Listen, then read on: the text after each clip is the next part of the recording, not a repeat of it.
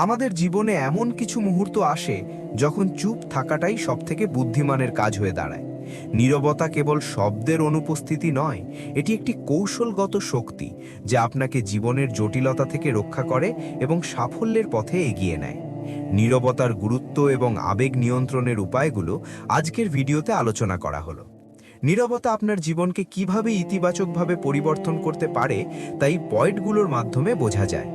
Energy সঞ্চয় এবং গভীর মনোযোগ। আপনি যত বেশি কথা বলেন, আপনার জীবনী শক্তি বা এনার্জি তত বেশি ব্যয় হয়। যখন আপনি নীরব থাকেন, তখন সেই সঞ্চিত এনার্জি আপনি আপনার কাজে এবং লক্ষ্য পূরণে ব্যবহার করতে পারেন।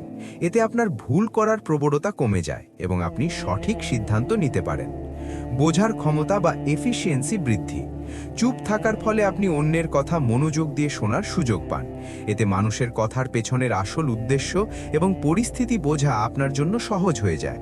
এটি আপনাকে মানুষের কথার জালে ফাঁসতে বা ঠকতে বাধা দেয়।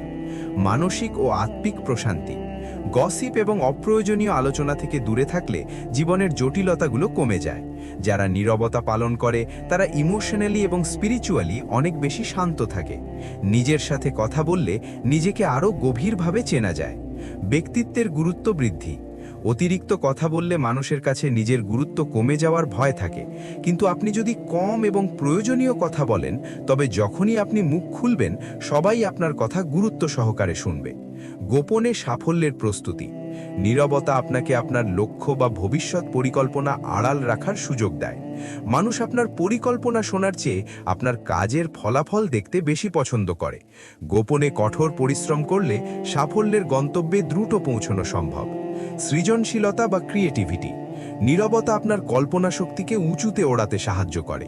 যখন আপনি নিজের চিন্তার মধ্যে ডুবে থাকেন, তখন আপনার মস্তিষ্ক নতুন নতুন আইডিয়া এবং সমস্যার সমাধান খুঁজে পায়। প্রাকৃতিক ও সহজ জীবনযাপন। সমাজের নেতিবাচক পরিবেশ এবং গসিপ থেকে দূরে থাকলে আপনি অনেক বেশি ন্যাচারালভাবে জীবন কাটাতে পারবেন। বাহ্যিক চাকচিক্য বা অন্যদের কাছে নিজেকে প্রমাণ করার দায়বদ্ধতা তখন আপনার উপর থাকে না।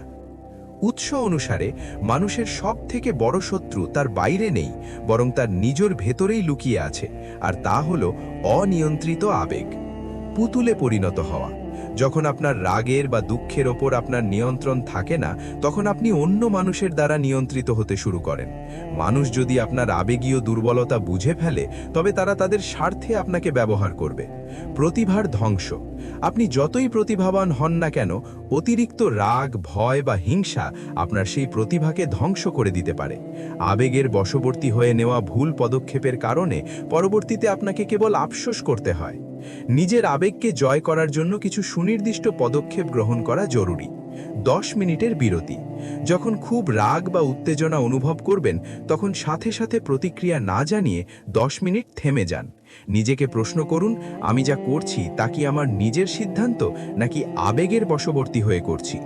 পরিবেশ ও সঙ্গ ত্যাগ।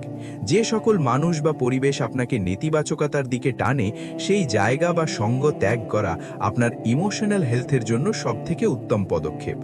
আত্মজিজ্ঞাসা। কোনো বড় সিদ্ধান্ত নেওয়ার আগে ভাবুন, এটি আপনার ভবিষ্যৎ বা সম্পর্কের ওপর কোনো আঘাত আনবে কিনা। যদি উত্তর হ্যাঁ হয়, তবে থেমে যাওয়াটাই শ্রেয়। দিনের শেষে মূল্যায়ন।